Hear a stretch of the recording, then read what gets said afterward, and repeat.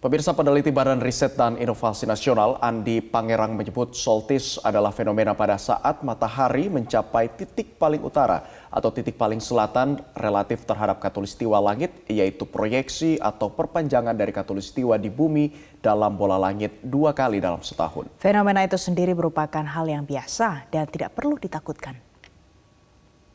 Solstice sama sekali tidak berkaitan dengan aktivitas seismik atau kegempaan, vulkanologis atau kegunung berapian, oceanografis atau kelautan, juga termasuk tsunami, maupun hidrometeorologis atau banjirop. Sehingga solstice sama sekali tidak berbahaya bagi manusia. Dan kami imbau bagi masyarakat untuk tidak mudah percaya terhadap berita-berita yang disinformatif, menyesatkan, bahkan hoax terkait mengenai fenomena solstice ini maupun fenomena astronomis yang lainnya. Pemirsa, untuk membahas mengenai fenomena solstice, kita sudah terhubung dengan peneliti utama bidang astronomi dan astrofisika Badan Riset dan Inovasi Nasional, ada Thomas Jamaludin. Selamat pagi, salam sehat Pak Thomas. Selamat pagi Pak Thomas.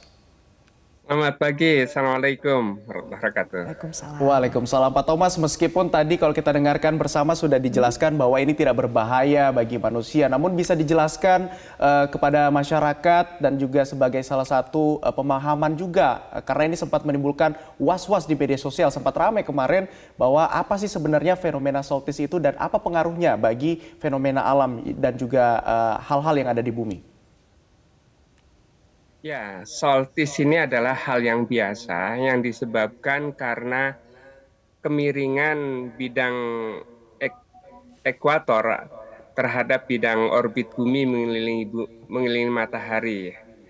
Jadi dengan kemiringan sekitar 23,5 derajat tersebut, matahari tampak setiap harinya bergeser dari titik timur waktu terbit atau titik barat waktu terbenam, bergeser ke utara, kemudian balik lagi ke selatan, demikian kegiatan pergerakan tahunannya. Nah, pada tanggal 21 Desember, itu posisi matahari berada pada posisi paling selatan. Artinya belahan bumi selatan ini yang menghadap ke arah matahari. Dan nanti setelah 21 Desember ini, kemudian matahari akan bergeser ke arah utara lagi dan nanti tanggal 21 Maret itu akan sampai pada ekuator.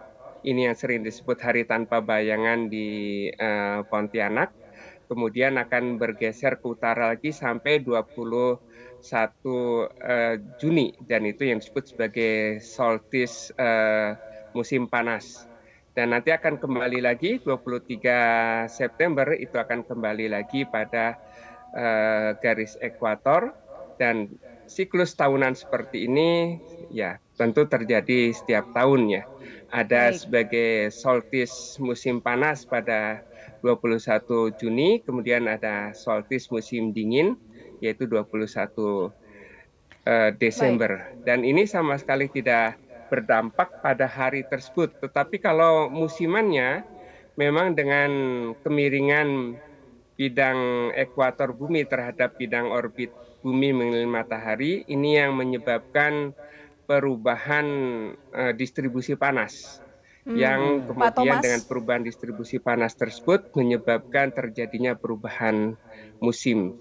Jadi fenomena solstice bukan fenomena yang berdampak secara harian, tetapi berdampak musiman terhadap terjadinya perubahan musim. Dan tidak ada kondisi ekstrim pada saat terjadinya solstice atau titik balik selatan Pak Thomas, atau titik balik utara. Pak Thomas, jadi ini yang salah satu yang menyebabkan terjadinya hari tanpa bayang, begitu ya, yang biasa kita kenal. Nah, ada tidak dampak negatif yang bisa timbul dari solstice ini? Kalau dampak jangka pendek kan tidak ada. Kalau dampak negatifnya ada tidak? Sama sekali tidak ada ya. Jadi dengan kondisi solstice atau posisi titik balik selatan atau nanti pada Juni itu titik balik utara, itu sama sekali tidak ada dampak negatifnya. Jadi dengan pergeseran matahari ke utara dan ke selatan, ini yang menyebabkan terjadinya perubahan musim. Dan tentu perubahan musim ini eh, dalam kondisi-kondisi tertentu memang menimbulkan kondisi atau cuaca ekstrim, tetapi itu bukan karena posisi matahari, tetapi lebih karena dinamika atmosfer di buminya. Baik. Pak Thomas, tadi sudah Anda katakan juga bahwa ini fenomena yang setiap tahun akan berulang, bahkan 1 tahun juga terjadi 2 kali begitu. Pak Thomas, tapi kenapa kemudian tiba-tiba ini jagat maya sosial media kemudian ramai membahas soal saltis ini yang dikatakan berbahaya padahal sebenarnya tidak begitu. Apa sebenarnya yang terjadi belakangan ini? Apakah kurangnya literasi masyarakat tentang saltis dan bagaimana cara dari BRIN untuk menyampaikan edukasi ke masyarakat bahwa saltis ini memang tidak berbahaya dan sudah setiap tahun justru terjadi? Ya, ini dampak dari media sosial. Satu sisi memberikan dampak edukasi yang cepat, tetapi pada sisi lain ketika ada disinformasi atau informasi hoax itu juga cepat menyebarnya. Sehingga fenomena-fenomena seperti solstice atau perihelion atau aphelion itu seringkali kemudian dikait-kaitkan dengan kondisi ekstrim. Ya tentu ini tugas dari kita semua bagi para periset yang memahami fenomena tersebut, terutama yang ada di BRIN ini, kemudian juga bagi media dalam menyebarkan informasi yang mengedukasi publik. Ya, fenomena-fenomena seperti ini mestinya bagian dari edukasi publik ya, untuk menjelaskan mengapa fenomena itu terjadi dan apakah benar ada dampak-dampak yang kemudian diinformasikan secara keliru di media sosial. Jadi ya inilah dengan perkembangan saat ini informasi cepat sekali. Satu sisi banyak manfaat yang bisa kita ambil, tetapi pada sisi lain juga masyarakat perlu berhati-hati terhadap informasi yang keliru. Baik, Jadi Pak Thomas. fenomena-fenomena seperti solstice, kemudian perihelion atau jarak terdekat bumi ke matahari atau jarak terjauhnya aphelion itu seringkali dijadikan sumber hoax. Sehingga Baik, ya kita Pak perlu Thomas. berhati-hati dan pandai-pandai memilih dan memilah informasi. Pak Thomas, adakah wadah ataupun kegiatan yang disiapkan oleh BRIN supaya masyarakat ini bisa lebih memahami semua fenomena-fenomena yang bisa terjadi, apalagi yang berhubungan dengan astronomi? Ya, BRIN menyiapkan di Instagramnya, kemudian juga di situs BRIN terkait dengan edukasi publik ya. Di Instagram sering kami menyebarkan informasi terkait dengan informasi yang mengedukasi publik ya. Misalkan terkait dengan fenomena-fenomena apa saja yang terjadi sepanjang tahun, itu juga kami memberikan informasi di Instagram. Dan dalam fenomena-fenomena tertentu seperti hari tanpa bayangan, kemudian nanti tahun depan ini ada gerhana matahari, itu juga selalu kami informasikan melalui Instagram BRIN ya. Jadi ya informasi-informasi tersebut diharapkan memberikan edukasi publik. Kalau ada sesuatu yang dipertanyakan, kami juga siap untuk menjawabnya. Baik, artinya segala platform komunikasi ini juga sudah tersaji begitu, sangat beragam dari BRIN sendiri. Tapi Pak Thomas, kalau kita sedikit membahas soal fenomena solstice ini, tadi Anda katakan juga bahwa akan ada hari tanpa bayangan. Mungkin bisa dijelaskan juga apa saja mungkin fenomena lainnya yang bisa ditimbulkan dari solstice ini yang mungkin bisa menjadi dinikmati oleh masyarakat dengan adanya fenomena alam ini? Ya, bagi para peminat fotografi tentu kalau mau menggambarkan perubahan posisi matahari dari ke hari selama 1 tahun, tentu bisa menggambarkan bagaimana perubahan posisi matahari yang bergerak dari selatan kemudian nanti ke titik timurnya pada saat terbit, kemudian akan bergerak ke arah utara dan sebaliknya.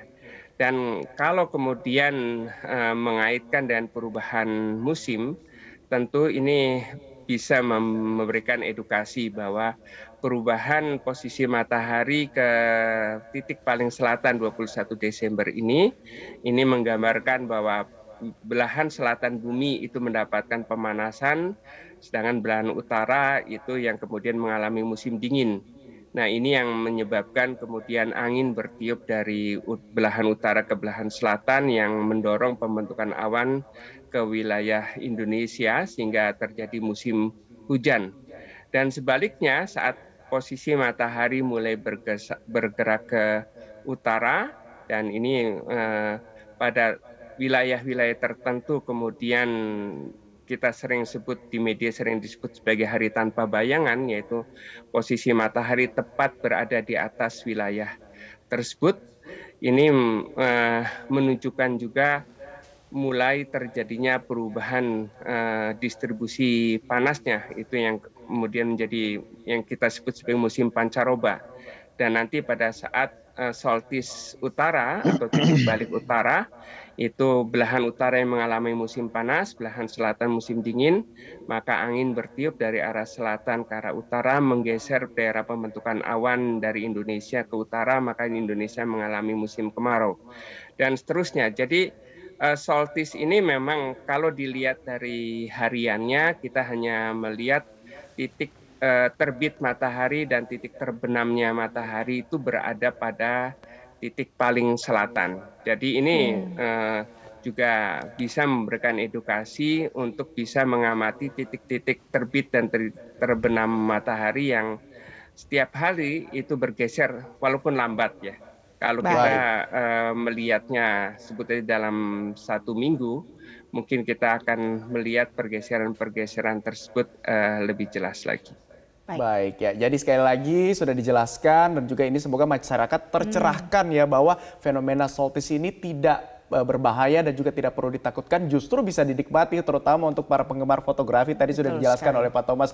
Terima kasih Pak Thomas Jamaludin, peneliti ahli di bidang dari BRIN. Terima kasih sudah bergabung bersama kami di Metro Pagi Prime Time. Selamat Terima kasih kembali Pak Thomas.